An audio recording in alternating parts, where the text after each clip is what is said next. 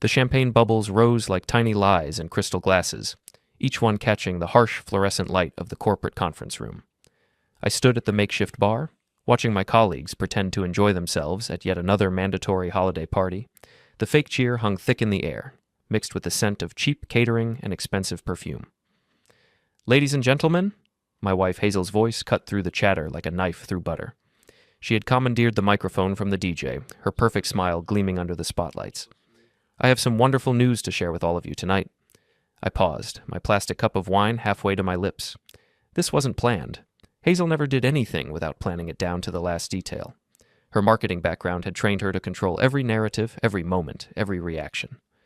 "Nathan and I are expecting our first child." The room erupted in applause and cheers. I felt my face arrange itself into what I hoped looked like surprised joy, though inside I was genuinely shocked. We'd been trying for 2 years, going through the motions of fertility treatments and specialist appointments. The timing seemed miraculous. But then I noticed him. Wes Farrow, Hazel's boss and the company's CEO, had gone completely pale. Not the pale of surprise or excitement, but the pale of someone who'd just seen a ghost, or maybe someone who'd just become one. His wife, Mina Corin, stood beside him in her elegant black dress, her sharp lawyer's eyes following her husband's stare directly to my wife. I watched recognition dawn across her features like a sunrise nobody wanted to see. The pieces clicked together in my mind with the precision of a well-oiled machine. The late nights at the office, the sudden interest in weekend team-building exercises, the way Hazel had started dressing differently, carrying herself differently, smiling differently. Mina's gaze found mine across the crowded room. Her expression was cold, calculating, and somehow sympathetic all at once. She raised her wine glass in a mock toast, then mouthed a single word: "Tomorrow." The party continued around us, but I felt like I was watching it through glass. Colleagues approached to congratulate me, their voices sounding distant and hollow. Hazel basked in the attention, accepting hugs and well wishes with the grace of a woman who'd orchestrated the entire performance. "Isn't it wonderful?" Jade Marin, Hazel's best friend, appeared at my elbow with her characteristic fake enthusiasm. "Such a miracle, after all the struggles you two have been through." Jade's smile was too bright, her eyes too knowing. She'd been Hazel's constant companion during those mysterious girls' weekends and shopping trips that seemed to multiply over the past year. Now I wondered exactly what kind of support she'd been providing. "Yes," I managed, my voice sounding strange to my own ears. "Quite miraculous." As the evening wound down, I helped Hazel gather her things. She was glowing, radiant with what I'd assumed was maternal joy, but now recognized as something else entirely. Victory, perhaps. Or relief. "Wasn't that perfect?" she whispered as we walked to the parking garage. "Everyone was so happy for us." "Perfect," I echoed, thinking of Wes's pale face and Mina's knowing stare. We drove home in comfortable silence, Hazel humming softly to herself. I focused on the road, my mind racing through months of small details I'd dismissed or ignored, the new lingerie I'd found in the laundry, the way she'd started working out more intensely, the sudden interest in ovulation tracking apps on her phone. At home, Hazel went straight to bed, claiming exhaustion. I sat in my workshop in the basement, surrounded by the computer equipment and electronics that comprised my IT consulting business. The familiar hum of servers and cooling fans usually calmed me, but tonight they sounded like whispers of conspiracy. My phone buzzed, a text from an unknown number. "Coffee tomorrow, 10 a.m., Brewster's on Main Street. We need to discuss our mutual problem. M." I stared at the message for a long time before deleting it, but I'd already memorized every word. Upstairs, I could hear Hazel moving around in our bedroom, probably updating her social media with the happy news. I wondered how many people already knew about her pregnancy. I wondered how many of them knew more about it than I did. The workshop felt smaller than usual, the walls pressing in with the weight of unspoken truths. I'd built this space as my sanctuary, my place to think and create and solve problems. Now I had the biggest problem of my life to solve, and all my technical expertise felt useless against the analog betrayal happening upstairs. I pulled up the security system I'd installed throughout our house, ostensibly for protection, but really because I enjoyed the technical challenge. The cameras in the common areas, the motion sensors, the automated logs of when doors opened and closed. I'd never thought to use them for surveillance of my own wife. But now, as I scrolled through weeks of data, patterns emerged. Hazel leaving the house at unusual times, returning with different energy, different expressions. The system had been faithfully recording the evidence of my marriage's dissolution, and I'd been too trusting to notice. My phone buzzed again. This time it was Hazel texting from upstairs. Can't sleep, too excited about the baby. Love you. I typed back, love you too. Get some rest. The lie came easily. Muscle memory from months of maintaining a facade I hadn't even known I was building. But now the performance felt deliberate, strategic. If Hazel could play games, so could I. I spent the rest of the night in the workshop, not sleeping, not really thinking, just existing in the space between my old life and whatever came next. The servers hummed their electronic lullabies, and I listened to my wife moving around upstairs, probably planning her next move in a game I was just beginning to understand. By morning, I'd made my decision. I would meet with Mina Koren, I would listen to what she had to say, and then I would decide how to respond to the news that my wife was carrying another man's child. The sun rose over our suburban neighborhood, painting everything in deceptively warm colors. From my basement window, I could see neighbors starting their daily routines, walking dogs and retrieving newspapers, living their simple, honest lives. I envied them their ignorance. Brewster's coffee shop occupied a corner building on Main Street, its brick facade and hand-painted sign giving it the kind of authentic charm that attracted both locals and the occasional tourist. I arrived 10 minutes early, choosing a table in the back corner where I could see the entrance and most of the interior. Mina Koren walked in precisely at 10 o'clock, her punctuality as sharp as her tailored coat. She spotted me immediately, her lawyer's eyes scanning the room with professional efficiency before she approached my table. Nathan, she said, extending her hand. Her grip was firm, businesslike. Thank you for coming. Mina. I gestured to the chair across from me. I have to admit, I'm curious about this mutual problem you mentioned. She settled into her seat with elegant precision, removing her gloves and placing them neatly beside her purse. A server approached, and Mina ordered black coffee. I already had mine, though it had grown cold while I waited. Let me be direct, Mina said once we were alone. My husband has been having an affair with your wife for approximately 8 months. Last night's announcement was as much a surprise to him as it was to you, though probably for different reasons. The words hit me like a physical blow, even though I'd suspected them. Hearing them spoken aloud by someone else made them real in a way my private suspicions hadn't. You seem very certain, I managed. I'm a lawyer, Nathan. I don't make accusations without evidence. She reached into her purse and withdrew a manila envelope.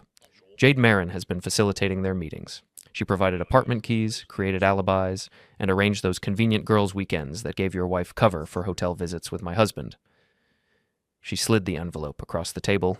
Inside were photographs, hotel receipts, and what looked like copies of text messages. The evidence was damning and thorough.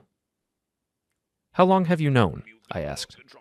I suspected for months. Wes isn't as clever as he thinks he is.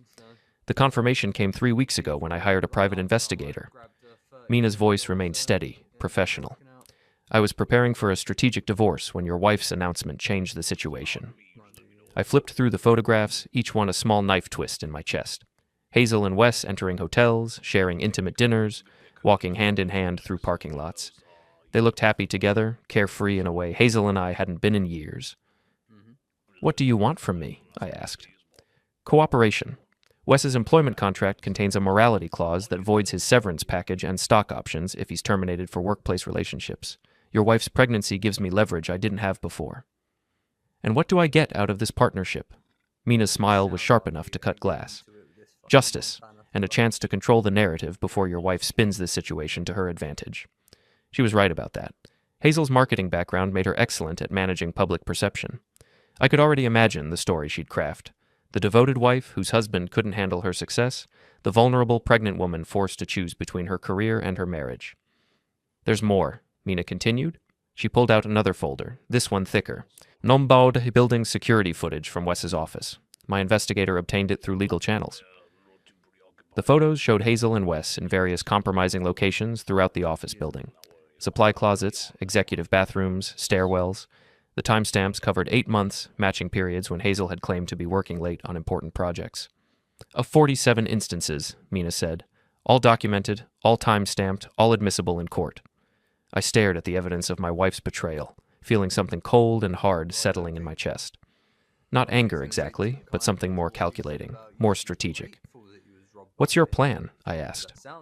First, we need to establish paternity. The timing of the pregnancy suggests the child is Wes's, but we need medical confirmation. Second, we document the financial implications. Has your wife had access to your accounts? Any unusual transfers or expenditures? I thought about our joint savings, the trust fund my father had left for future grandchildren, the various investments we'd made together. Hazel had access to all of it. I'll need to check, I said. But yes, she has access to most of our finances. Check tonight. Look for anything unusual, especially large transfers or new accounts. Mina finished her coffee and began gathering her things. We'll meet again tomorrow. Same time, same place. What about Jade? I asked. If she's been helping them. Leave Jade to me. I have plans for her. There was something in Mina's tone that made me glad we were allies rather than enemies. She stood to leave, then paused. Nathan, I want you to understand something. This isn't about revenge. This is about consequences. Your wife and my husband made choices, and now they need to face the results of those choices. After she left, I sat in the coffee shop for another hour, studying the evidence and thinking about consequences. Hazel had been planning this for months, maybe longer. The affair, the pregnancy, probably the eventual divorce. She'd been playing chess while I was playing checkers. But now I knew the rules of her game, and I had an ally who was better at playing it than either of us. I drove home through familiar suburban streets that looked different now, like I was seeing them through new eyes. The houses seemed smaller, the lawns less perfect. The whole neighborhood somehow diminished by the knowledge of what could happen behind closed doors. Hazel's car wasn't in the driveway. A note on the kitchen counter explained she'd gone shopping for maternity clothes with Jade. The timing was perfect for what I needed to do. In my workshop, I pulled up our financial records on my secure computer. What I found made my stomach turn. Over the past 6 months, Hazel had transferred $125,000 from my father's trust fund into a new brokerage account. The account listed both her and Wes as authorized users. She hadn't just been having an affair. She'd been stealing from our future children to fund her new life with her lover. I printed everything, organized it into folders, and locked it all in my fireproof safe. Then I called my lawyer, a sharp woman named Patricia Hendricks, who'd handled my father's estate. Nathan, Patricia's voice was warm but professional. What can I do for you?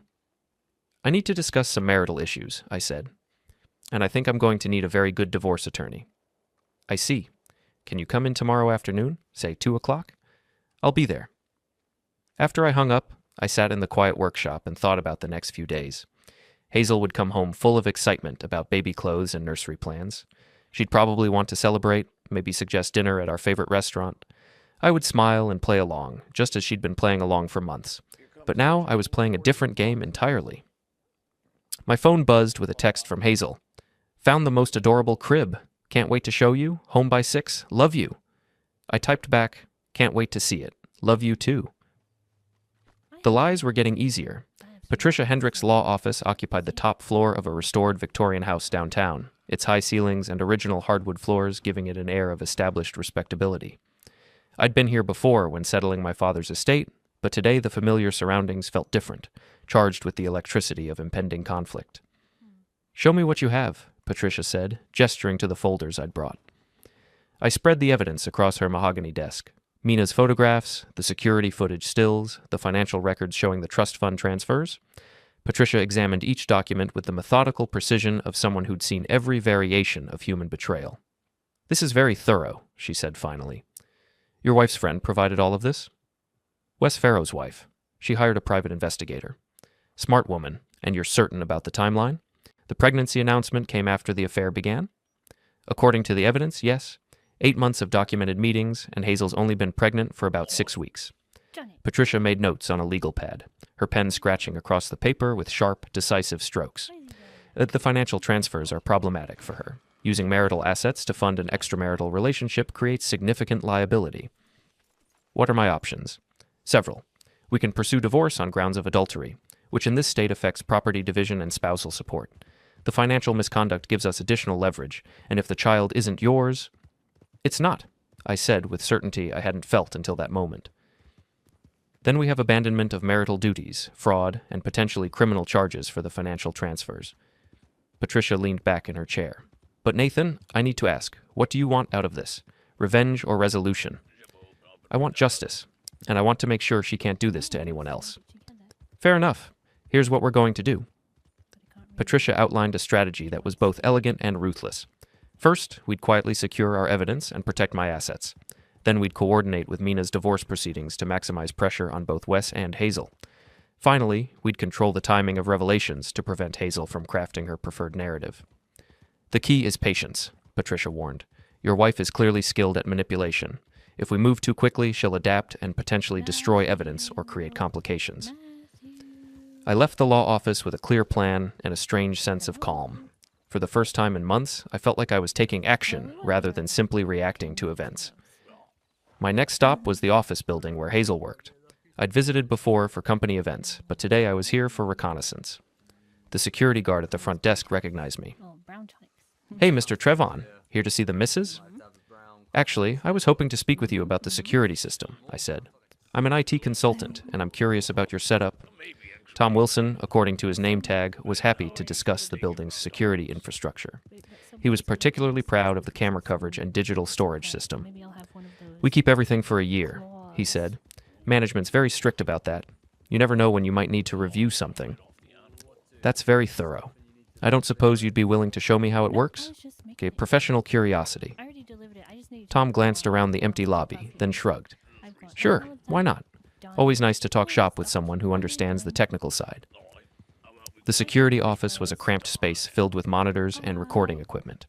Tom walked me through the system, explaining camera locations and recording schedules. I made mental notes about blind spots and coverage areas. "Must be interesting work," I said. "Do you ever see anything unusual?" Tom's expression became carefully neutral. "We see all kinds of things, but we're professionals. We keep what we see to ourselves unless there's a legal reason not to." "Of course. I imagine you have protocols for that. Subpoenas, court orders, that kind of thing. Then we cooperate fully with law enforcement or legal proceedings." I thanked Tom for the tour and left him my business card. "In case you ever need IT consulting," I said. He pocketed the card with a knowing look. "I'll keep that in mind, Mr. Trevon." That evening, Hazel was full of energy and excitement. She'd bought maternity clothes, pregnancy books, and a collection of baby items that she spread across our living room like trophies. "Look at this," she said, holding up a tiny outfit. "Isn't it precious? I can't believe we're actually going to have a baby." I made appropriate sounds of appreciation while studying her face. She seemed genuinely happy, which made her betrayal somehow worse. This wasn't a woman torn between two lives. This was someone who'd made her choice and was comfortable with the deception required to maintain it. "Have you thought about telling your mother?" I asked. "I called her this afternoon. She's thrilled, of course. She wants to come visit next weekend to start planning the nursery." Veda Talrin, Hazel's mother, was a formidable woman who'd never quite approved of me. She'd made it clear from the beginning that she thought her daughter could have done better. I wondered how she'd react to learning about Wes. "That sounds nice," I said. "It'll be good to have family involved." Hazel curled up next to me on the couch, her head on my shoulder. "I'm so happy, Nathan. I know we've had some rough patches, but this feels like a new beginning for us." I stroked her hair, thinking about the photographs in Mina's envelope. "Yes," I said, "a new beginning." That night, after Hazel fell asleep, I returned to my workshop and began preparing for what came next. I encrypted copies of all our evidence and stored them in multiple secure locations. I documented our financial accounts and began the process of protecting assets that were solely mine. Most importantly, I started planning how to control the narrative when the truth finally came out. Hazel might be skilled at marketing, but I understood systems and information flow. When the time came, I'd make sure the right people heard the right story at the right time. My phone buzzed with a text from Mina. "Progress on our mutual project. Meet tomorrow, usual place, usual time." I typed back, "Confirmed. Have updates to share as well." The alliance was working. Soon, Hazel and Wes would discover that their carefully constructed deception had some serious structural flaws. I turned off the workshop lights and headed upstairs, where my wife slept peacefully, dreaming of her new life with another man's child. In a few hours, she'd wake up and continue the performance of being a loving, faithful wife. But the audience was getting smaller every day. The next morning brought the first crack in Hazel's perfect facade. I was in the kitchen making coffee when she rushed in, her phone pressed to her ear and her face tight with concern. "What do you mean, an investigation?" she was saying. "Who authorized that?" I continued preparing breakfast, listening to her side of the conversation while pretending to focus on scrambling eggs. "No, I don't think that's necessary. Can't you just—" "Yes, I understand. Fine. I'll be there in an hour." She hung up and stood staring at her phone, her knuckles white where she gripped it. "Everything okay?" I asked, keeping my voice casual. "Just some workplace drama. HR wants to meet with me about something." She forced a smile. "Probably just routine paperwork related to the pregnancy announcement." I nodded sympathetically while inwardly celebrating. Mina was moving faster than expected, and Hazel was already feeling the pressure.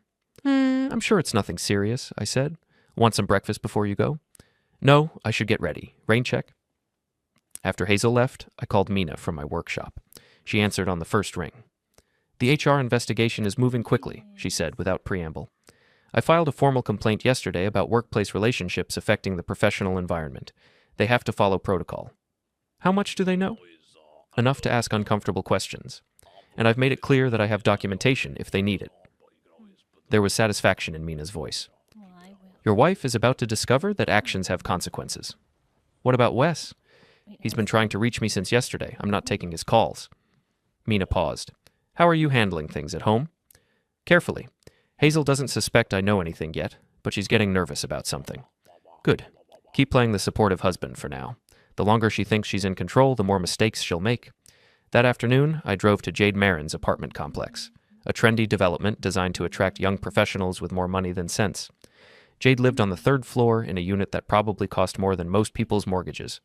I'd brought a bottle of wine and a story about wanting to thank her for being such a good friend to Hazel during our fertility struggles. Jade bought it completely, inviting me in with the kind of enthusiasm that suggested she enjoyed being the center of attention. Hazel is so lucky to have you, she gushed, leading me into her pristine living room. Not every husband would be so understanding about the time and emotional support she's needed. She's mentioned how much your friendship means to her, I said, accepting a glass of the wine I'd brought, especially during those difficult weekends when she needed space to process everything. Jade's smile faltered slightly. The weekends? You know, when she'd stay at your place or you'd go away together. She said it really helped her cope with the stress of the treatments. Oh, right, yes, those weekends. Jade took a large gulp of wine. We all need our support systems. I let the conversation drift to other topics, but I could see Jade's mind working, trying to figure out exactly what I knew and how much trouble she might be in. By the time I left, she was visibly nervous. Give my best to Hazel, she said at the door. And congratulations again on the pregnancy. Such wonderful news. Thank you. I'm sure we'll all be seeing a lot more of each other now that we're going to be parents. The look on Jade's face suggested that prospect didn't fill her with joy.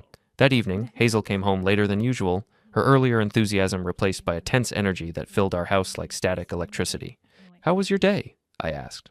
Fine. Just some administrative stuff at work. She poured herself a glass of water and stood at the kitchen counter, not quite looking at me. How was yours? Quiet. I stopped by to see Jade, actually. Wanted to thank her for being such a good friend during our rough patch. Hazel's hand tightened on her glass. You saw Jade? Just for a few minutes. She seemed a bit distracted. Everything okay with her? I'm sure she's fine. She's been stressed about work lately. But I could see the wheels turning in Hazel's mind, calculating what Jade might have said and whether any damage had been done. The paranoia was setting in, just as Mina had predicted. My phone rang, interrupting the tension. It was Patricia Hendricks. Nathan, we need to meet tomorrow morning. Something's come up that requires immediate attention. What kind of something? The kind we should discuss in person. Can you be here at 9?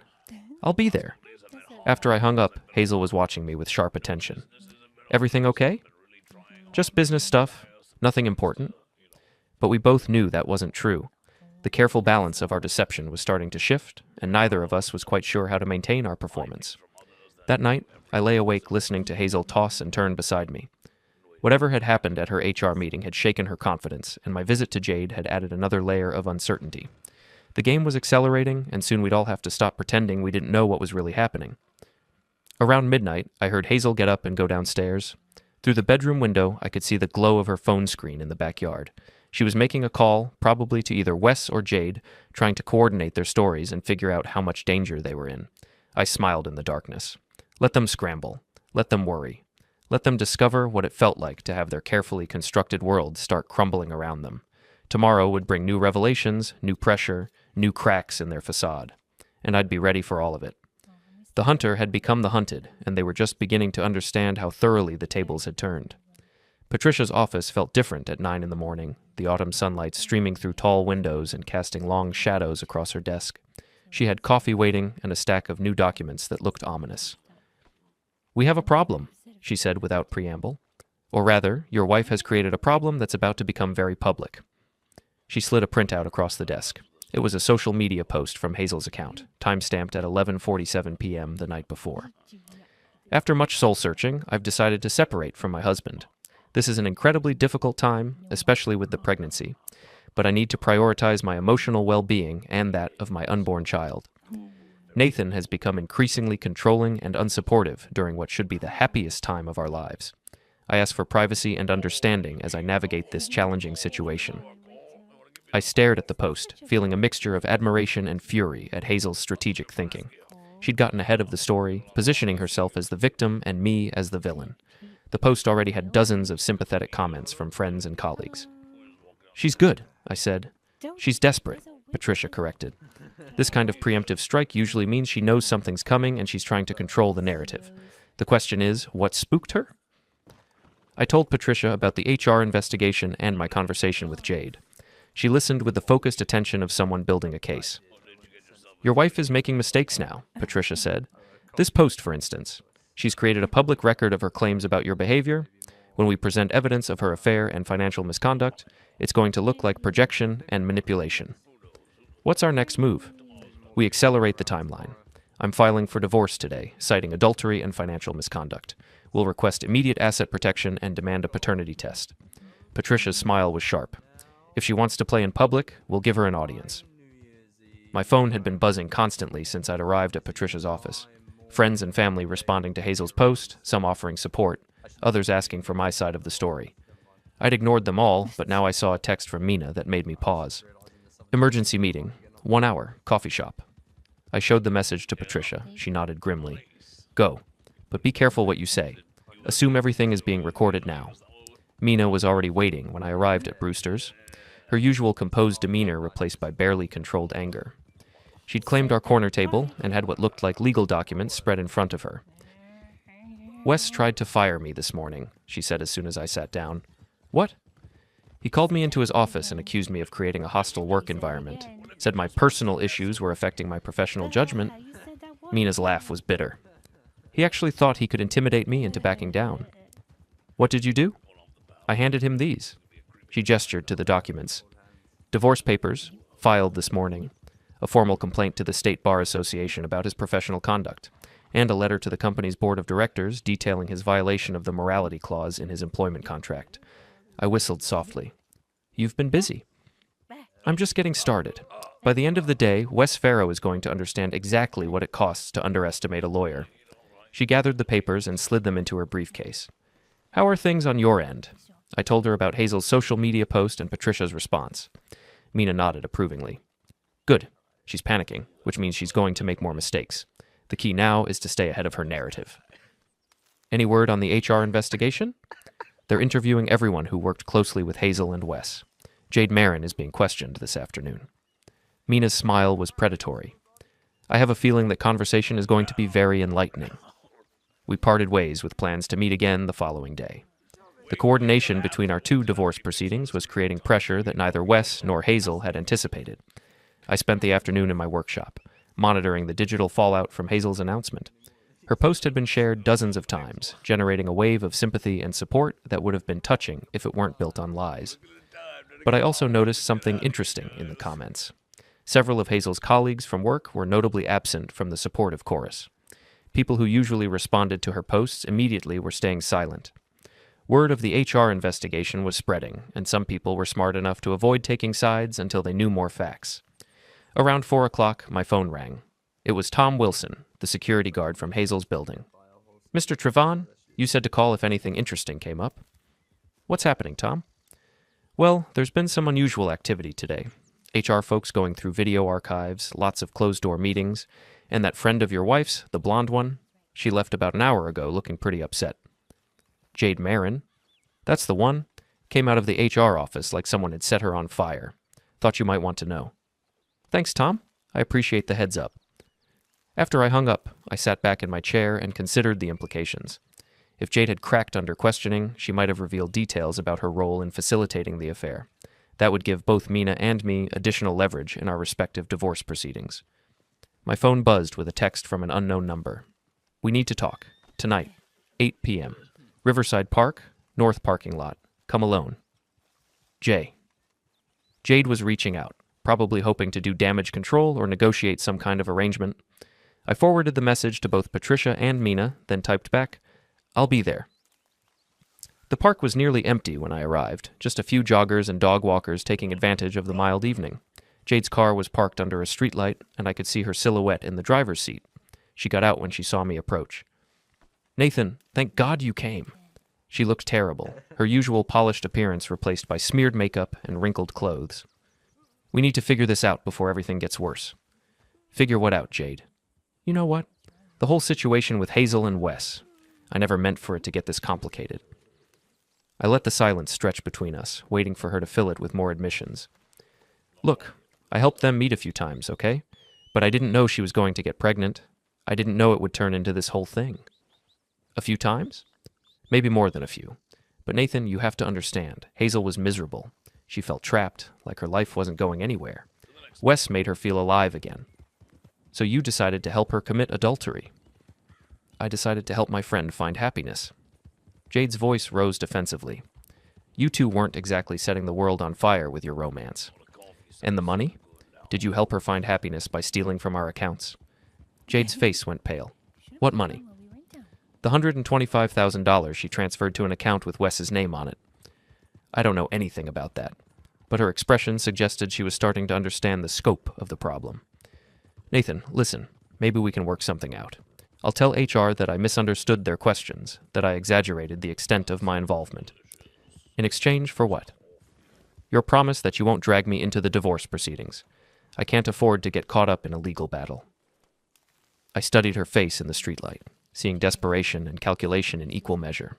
Jade had helped destroy my marriage, and now she wanted me to help protect her from the consequences. "I'll think about it," I said finally. "Nathan, please. I made a mistake, but I was just trying to be a good friend." "Good friends don't help their friends commit fraud, Jade. They don't facilitate deception and betrayal. They don't help steal money from trust funds intended for children." I walked back to my car, leaving her standing in the parking lot. In my rearview mirror, I could see her making a phone call, probably to Hazel or Wes, reporting on our conversation and trying to coordinate their next move. But it was too late for coordination. The investigation was underway, the legal proceedings had begun, and the truth was starting to emerge despite their best efforts to contain it. By the time I got home, Hazel's car was in the driveway, but the house was dark, except for a single light in our bedroom. I found her sitting on the bed, still fully dressed, staring at her phone. "We need to talk," she said, without looking up. "Yes," I agreed. "We do." The performance was finally over. Now came the real conversation we should have had months ago. Hazel set her phone aside and looked at me with eyes that held no trace of the loving wife she'd been pretending to be. The mask was off, and what remained was calculating, desperate, and dangerous. "How long have you known?" she asked. "About the affair? About the pregnancy? About the money you stole?" I sat down in the chair across from our bed, maintaining distance between us. "Which particular betrayal are we discussing?" "Don't be clever, Nathan. It doesn't suit you." Apparently, a lot of things don't suit me. Trusting my wife, for instance. Believing we were building a life together. Thinking you actually wanted children with me. Hazel stood and began pacing, her nervous energy filling the room. "You don't understand. Things between us had been stagnant for years. We were just going through the motions. So you decided to go through different motions with your boss. Wes understands me in ways you never did. He sees my potential, my ambition. With him, I felt like the person I was meant to be." "The person you were meant to be is a thief and an adulterer?" "The money was an investment in our future. Wes and I were going to start our own company. You would have gotten it back eventually." I almost laughed at the casual way she rewrote history to make herself the victim of circumstances rather than the architect of betrayal. "Our future, Hazel? Or your future with him?" She stopped pacing and faced me directly. "I was going to tell you. After the baby was born, after things settled down, I was going to ask for a divorce." "How generous of you. And in the meantime, I was supposed to help raise another man's child while you planned your exit strategy." "The child could have been yours. The timing worked. Except it didn't. I've seen the medical records, Hazel. I know when you got pregnant, and I know it wasn't with me." For the first time, she looked genuinely surprised. "You've been investigating me?" "I've been protecting myself, something I should have started doing months ago." Hazel sat back down on the bed, her composure finally cracking. "What do you want, Nathan? Money?" I'll pay back the trust fund. Do you want me to disappear? I can transfer to the West Coast office. I want you to face the consequences of your choices, all of them. And what about Wes? Are you going after him too? Wes is Mina's problem, though I suspect she's handling it quite effectively. Hazel's phone buzzed, and she glanced at it reflexively. Her face went white. What is it? I asked. She showed me the screen. It was a news alert from the local business journal. Prominent CEO terminated following internal investigation. I took the phone and read the brief article. Wes Farrow had been fired from his position effective immediately. The company cited violations of professional conduct policies but declined to provide specifics. The article mentioned that his termination voided his severance package and stock options. Mina works fast, I said, handing the phone back. Hazel stared at the screen, probably calculating how Wes's firing affected her own situation. Without his income and benefits, their planned future together looked significantly less attractive. This is all going to come out, isn't it? She said quietly. It already is coming out. The HR investigation, the divorce filings, the financial records. Did you really think you could keep this secret forever? I thought I had more time. I thought I could control how the story was told. Like you tried to control it with that social media post, making me the villain before anyone could hear the truth? Hazel had the grace to look ashamed, though I suspected it was more about getting caught than about what she'd done. I panicked. Jade said HR was asking questions, and I knew things were falling apart. Speaking of Jade, she tried to negotiate with me tonight, offered to change her story in exchange for staying out of the legal proceedings. What did you tell her? That good friends don't help their friends commit fraud. Hazel laughed bitterly. Jade was never a good friend. She was just someone who enjoyed being part of the drama. She encouraged the affair because it made her feel important. And you went along with it because it gave you what you wanted. Yes. The admission came out as barely a whisper. I wanted something different, something exciting, something that made me feel alive again. And now?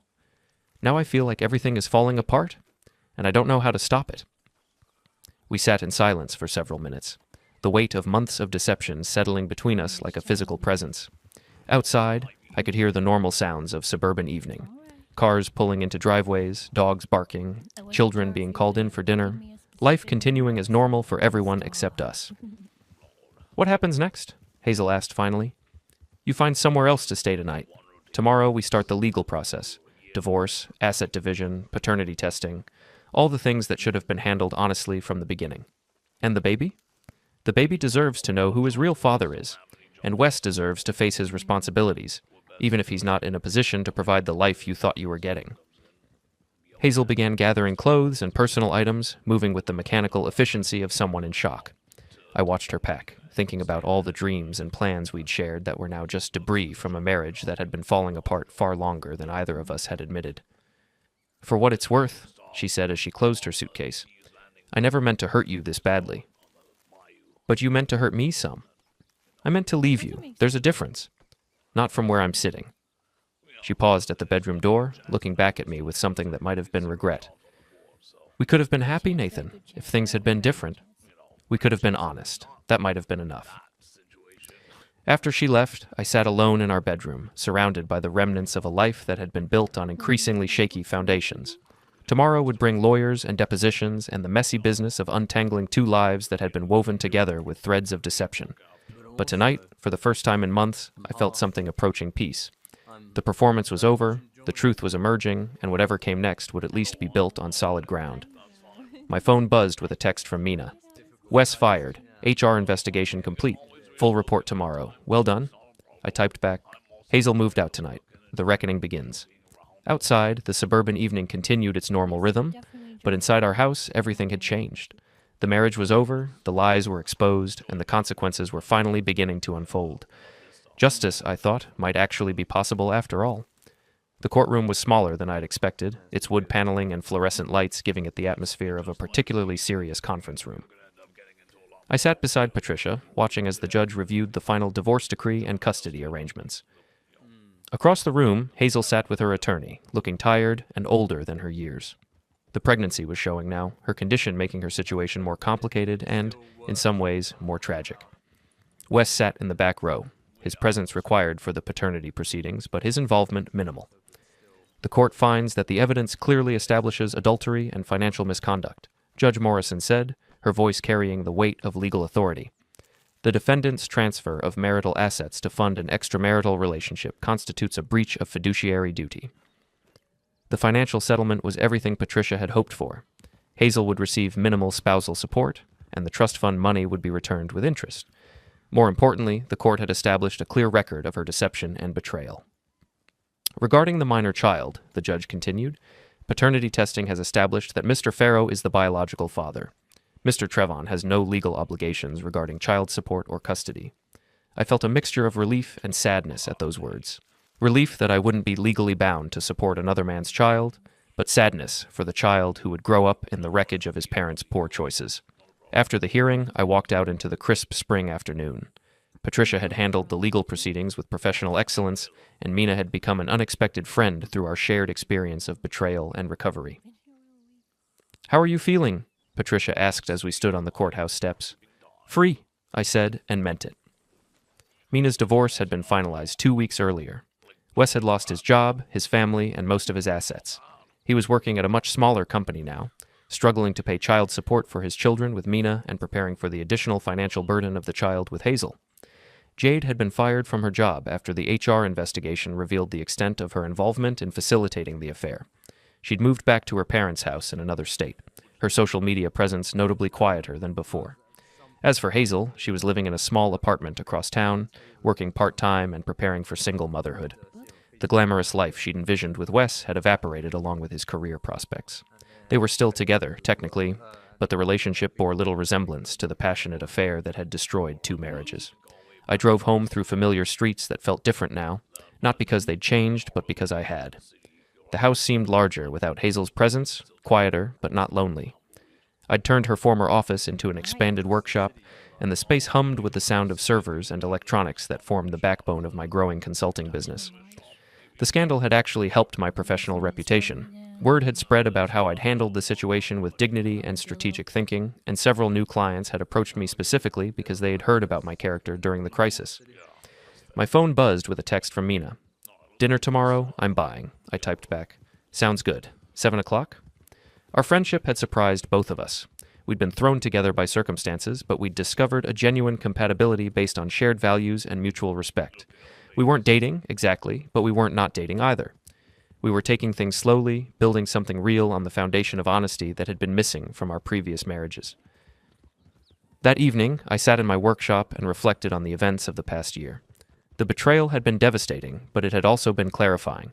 I'd learned things about myself, about relationships, and about the importance of facing truth even when it was uncomfortable. Hazel had wanted excitement and passion, but she'd confused those things with deception and drama. Real excitement, I'd discovered, came from building something genuine with someone who shared your values.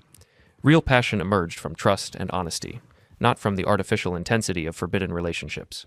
The baby would be born in 3 months, a child who would grow up knowing the complicated truth of his origins.